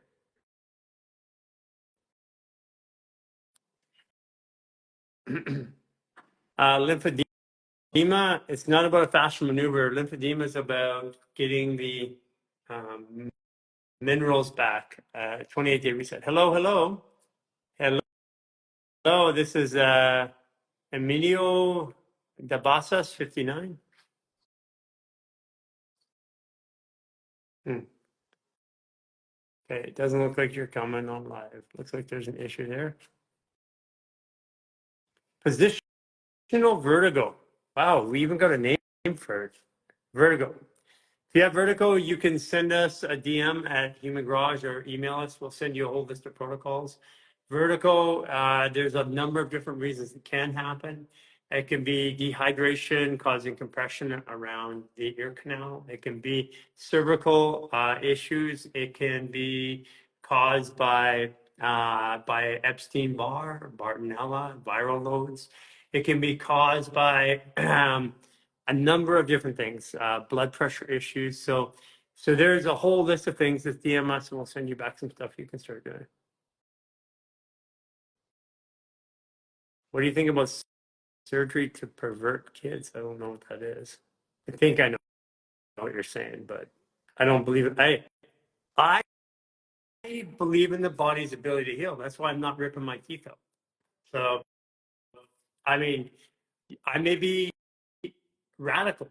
I may be a free radical. And I'm causing havoc in the system of medicine and health because I believe in the body's ability to heal. I'm going through a personal journey right now. For those of you guys who've been watching me for the last 4 years, you know, I'm getting younger. I'm healing. My body is, and healing is a funny thing because healing implies that I was sick. I was sick, but my body was not sick. My body was doing the best that it could based on all of the stuff I was doing in my environment that I thought was healthy. And then when I changed the stuff I thought was healthy, guess what? My body showed up a different way. Advice for heavy menstruation. Yes. So advice for heavy menstruation, especially if it's consistent. First thing is that you got to get the body hydrated. You got to get the body mineralized because what the blood is clearing out, if you're having heavy menstruation, there's a lot of shedding in the blood. It's moving out a lot of hormones, of natural cleaning. The blood is a natural cleaning mechanism. So you want to get diatomaceous earth, Irish moss. You want to do the lower reset, and the lower reset can be done with the barefoot sprinter routine. You want to do that 1 time per day with the minerals and Power Kirk 30. Most likely the heavy menstruation from women that have done this, the heavy menstruation is usually gone somewhere between the 1st and the 3rd month.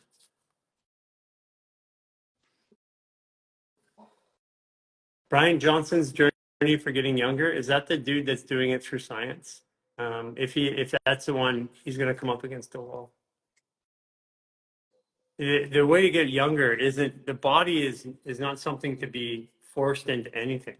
The body's something that's trying to communicate. But there's no technology on the planet Earth can understand. So I mean, you guys, realistically, we have millions of proteins that make up our body, make up every function that our body does.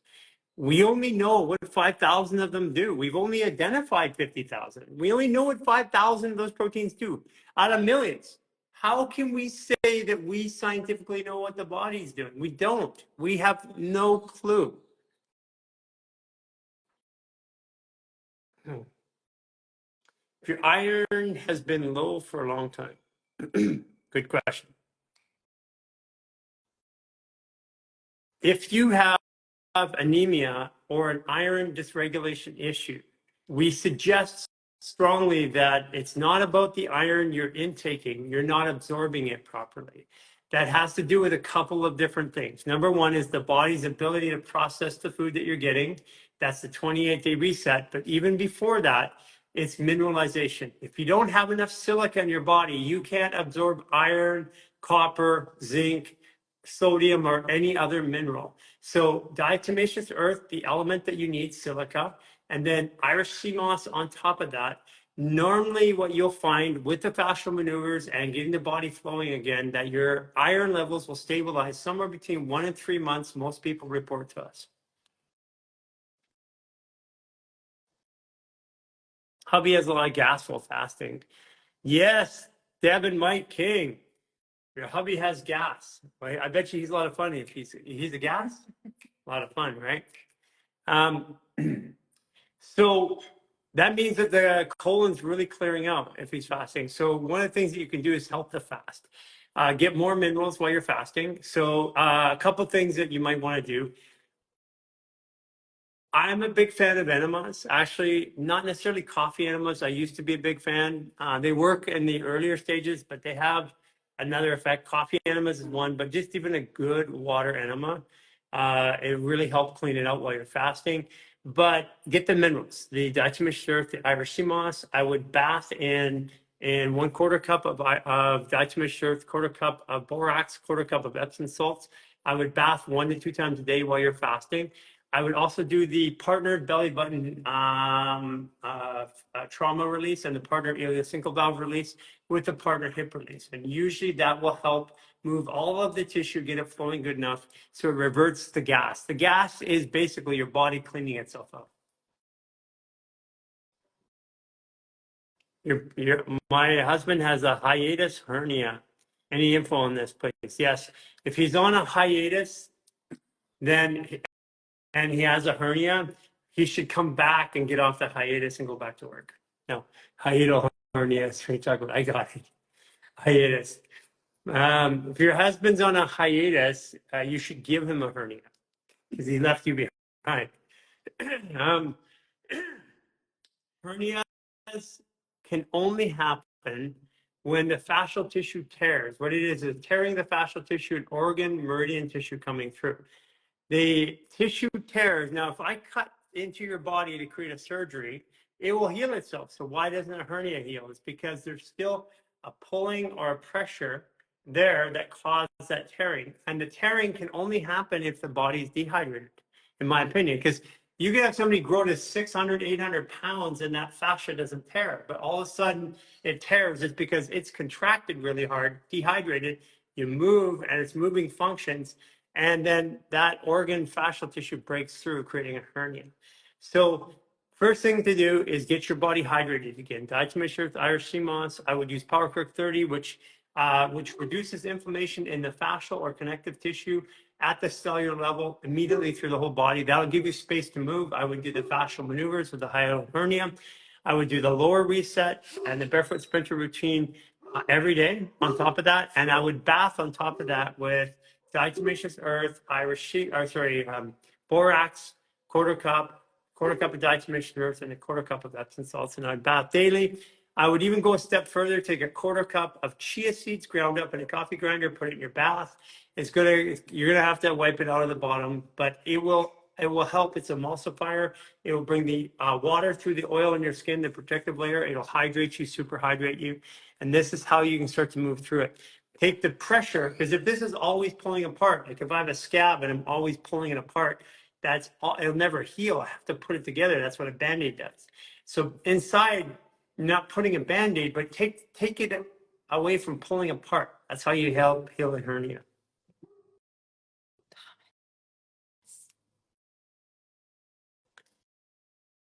Surgery to prevent pregnancy. I don't think that's a good idea.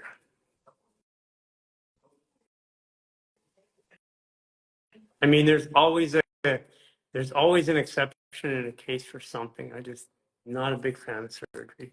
Like knowing what I've known now and working with people afterwards, there's a lot of stuff that we don't think about that happens afterwards. That's why cosmetic surgeries, they've only been really happening for the last 20, 25 years in any main fashion. I mean, before that, 35, 40 years ago, it was only super high-end celebrities. Now everybody's having it. Health challenges are starting to come up. Like the numbers are starting to pile in. Cosmetic surgery is horrible. I've tried to bring a lot of people up and nobody can come up today. Okay. Okay. Do you know anything about adult tongue ties? Ha! I was talking about this the other day.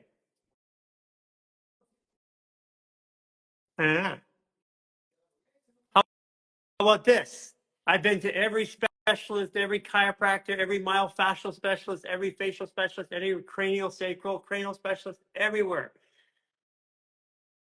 How is it after millions of dollars and thousands of appointments, how come I did not know I had a tongue tie? I mean, when there's a test for a tongue tie. It's to open your mouth and put your tongue at the top of your roof. If you can't put it at the top of your roof, you have a tongue tie. How is it that not one person ever told me that I had a tongue tie? It makes so much sense now, the stuff. In my old pictures, I can't show you, I can't bring it up right now, but my belly button used to be over here. And a lot of people have that. Where do you think a tongue tie starts? Where the tongue goes all the way up through here. The tongue connection goes all the way down to the foot. Where do you think a tongue tie starts? It starts here. Yeah. I suggest my journey as I'm coming out of it. You've seen the torquing in my face starting to go away. And this here was like a turkey neck for a while. It came out here and it went all the way down here like this. And I couldn't figure out. And I had another piece of fascia going up in here really tight and one loose coming down through here. Part of the tongue tie, that tooth. My dad has it too. It's not about the tongue tie. It's about what is a tongue tie and where does it happen. This is an end result of it. The tongue tie is all the way through. It's torquing that goes all the way through the body. And the tongue tie always has a hip that's really out, always has a belly button that's torqued. The tongue tie always has this asymmetrical face. Yeah, the adjusting it at the tongue will make a difference, but it's not solving the reason why it's there. So I'm in the process of solving why it's there. Today, I can show you that. I'll show you an old picture. Show you that my belly button is no longer over here. So my belly button is in the center. So I have been working on this. But I couldn't figure out for years. I brought all this balance and symmetry to my body, but I was still torqued in here. But if you look at the actual surgery, somebody who is a myofascial expert, I put a post up about a tongue tie, and they actually showed the connection of the tongue all the way down to the foot. Tongue is the most powerful muscle in your neck. Here, go get a tissue. Do I have a tissue? Or towel. Towel. Or Actually, in that closet there, left hand, I got a shirt. I use that one. No, sorry, left hand side of that closet. Yeah, on the top, I got one of my human garage shirts right there on the top. Spray that. Let's do a tongue release. You guys want to do a tongue release with me? Okay, go get a towel. Do it with me. Okay, I'm going to use this because I don't have anything in here. So we're going to do a tongue release. This is super powerful. And if you have a tongue tie, this is good to do on a regular basis because it starts the unraveling process, okay? So what I'm going to do is I'm going to grab it like this. Now, warning, this is gonna hurt a little bit, okay? And if you do this on somebody else, it's super powerful. So when I get up here, I'm going to turn it this way. I'm going to turn it that way.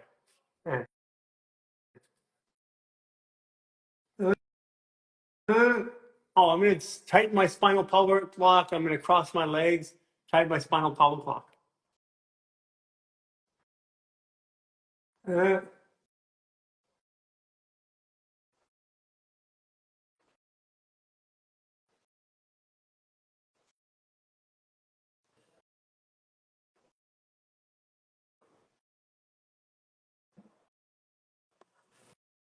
Woo! Oh, that never gets old.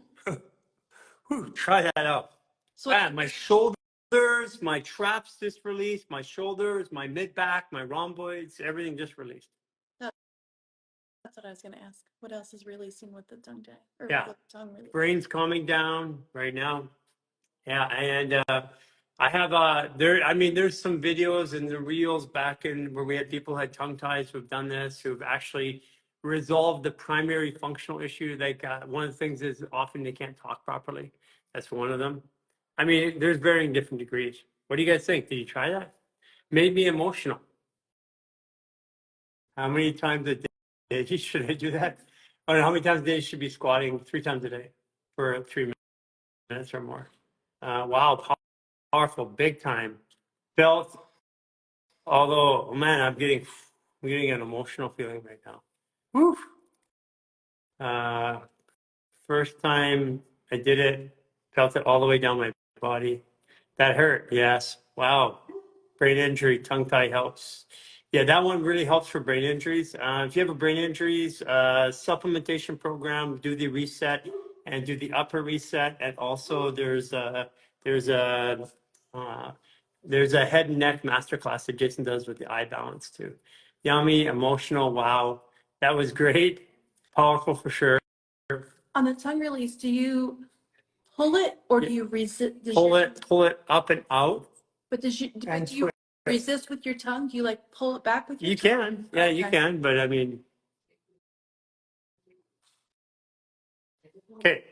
So let's get into the last part. I mean, what we want you guys to do is we want you to all squat. We have the squatting thing out right now. You've noticed. We're gonna put a bunch more videos about squatting. Okay, I used to, when I squatted in the clinic, I could get about 3 minutes and then I'd like hurt my legs. But we want you to squat. We want you to get down there. We want you to show us a squat. Now, I don't put my bum on the floor all the time.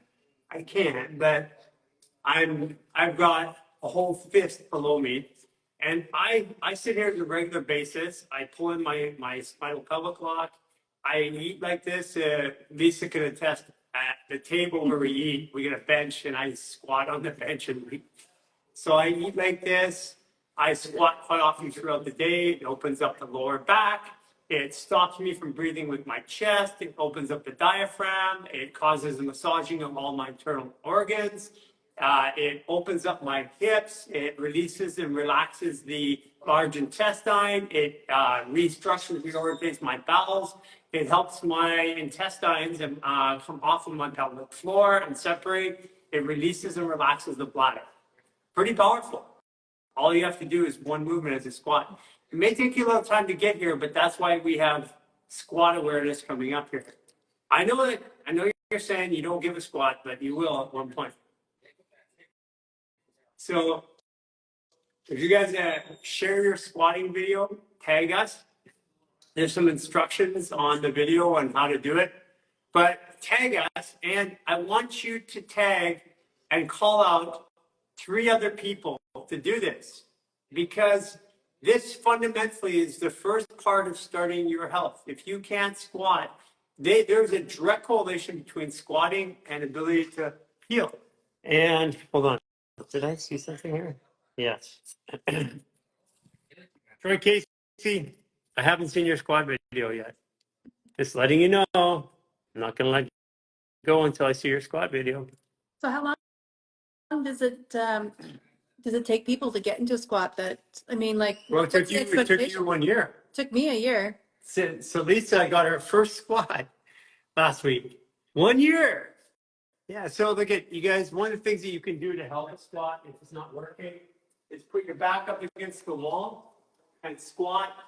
It makes your back feel safe. You can get down lower. That's one way to train yourself. Another thing to do is put a pillow underneath there, or put something underneath there that you can sit on, a pillow, so it gives you a little support. But I want you to squat. Every Asian could squat, yeah. But it depends on the restriction in your hips and your knees, and I mean the restriction level and your. Yeah, but if you put something against your back, Yeah. you're going to get down lower. Yeah, this is all working out. You're going to have a lot. Most people have restriction. Most people can't squat, but squatting is one of the most important things that you can do for human health. So we're asking everybody to squat and tag 3 other friends and try and squat. And if you can only squat this much, do the video, because you'll have a record. You do fascial maneuvers like Lisa. I mean, it's a great story. It's a great story because you lost 100 pounds and now you can squat. Yeah. There's no way you could have squatted at your current weight. So it was all part of the journey. Autoimmune, losing weight, squatting. But along the way, I was doing squats supported. Like when we went to the beach, remember that rock? Yep. I was used to sit on that rock, Yeah, absolutely. but it was painful. But now I can do it without pain. I'm squatting during pregnancy. Yes, it will really dramatically help your pregnancy.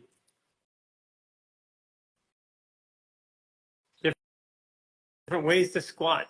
And so if you want to, part of the whole lower health, the lower reset is designed to help you back with your health.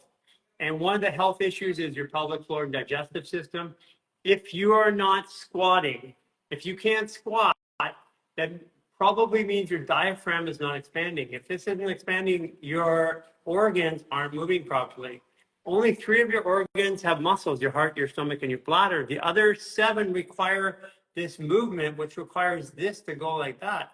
And usually when you squat, the first thing you feel is this buildup of pressure right here. And then that buildup of pressure, if you hold it for 3 minutes, that comes up through the diaphragm. As it comes up through the diaphragm, pressure goes into the head, neck, and shoulders. And then you can squat a little bit longer. So it's usually getting past that first 3 minutes. What's a good breath pattern when you're squatting to release, to help that? Anything you can do. Any breath? Yeah. Because that, sometimes depends on your level. She asked what the breath pattern, it just depends on your level.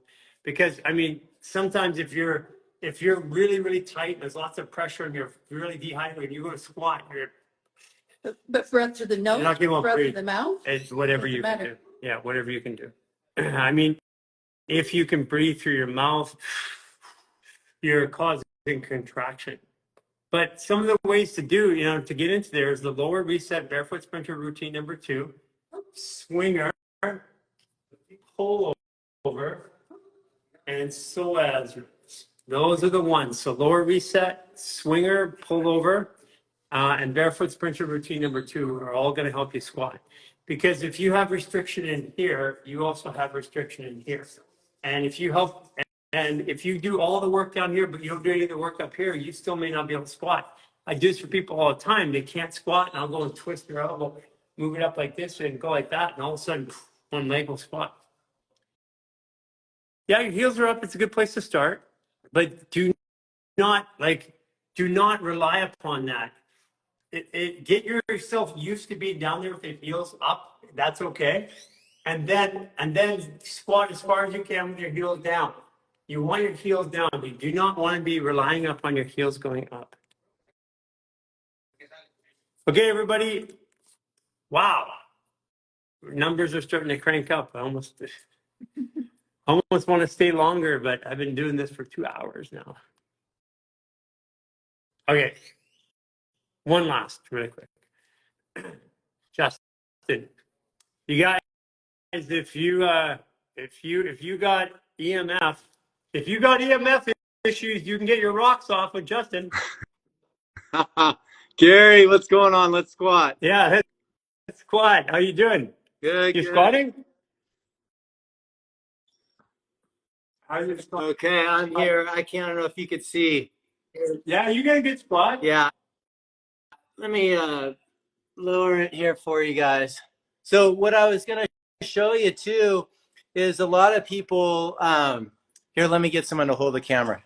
And a lot of people, when you're learning to squat. Is that an Aries holding the camera? What's I don't know. Is that your wife? So when you're learning to squat, there's a couple cheats you could do. You could put a little lift on your heel like this. Show my feet. And go into it, and then you'll be more upright. And then from there,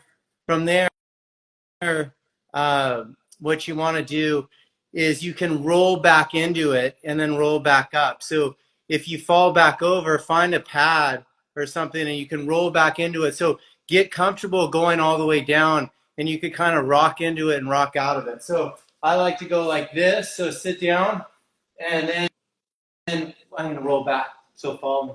So roll, and then come back up, and then you can fall back down, and then come back up, and then you stand up from there.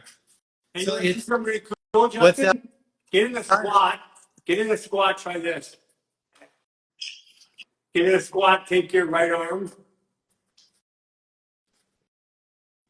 Grab the elbow. Put it up above, and fold over to your left. And breathe.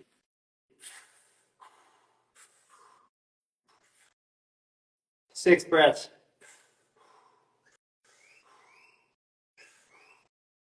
And then come back to center.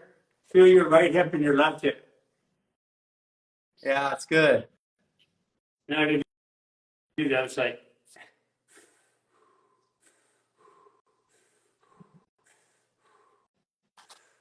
Because if we move the pressure in our shoulders and elbows and arms, we remove the pressure in our quads, knees, and hips.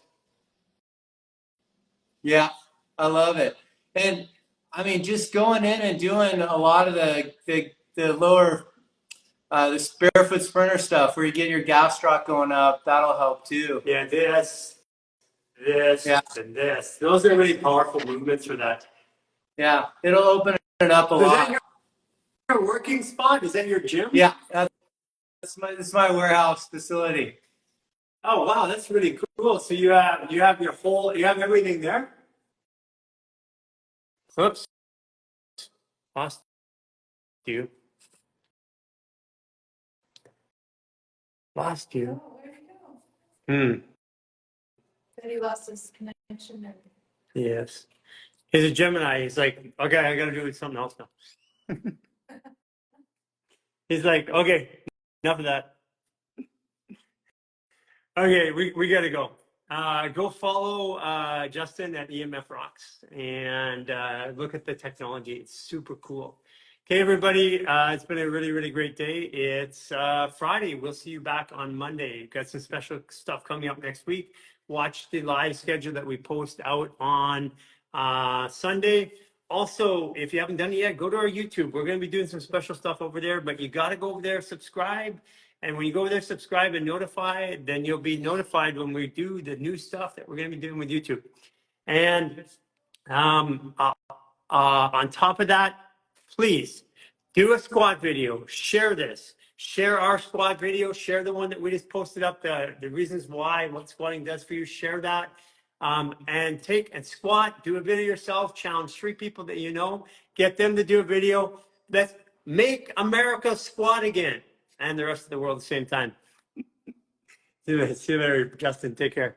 Make America squat again. Thank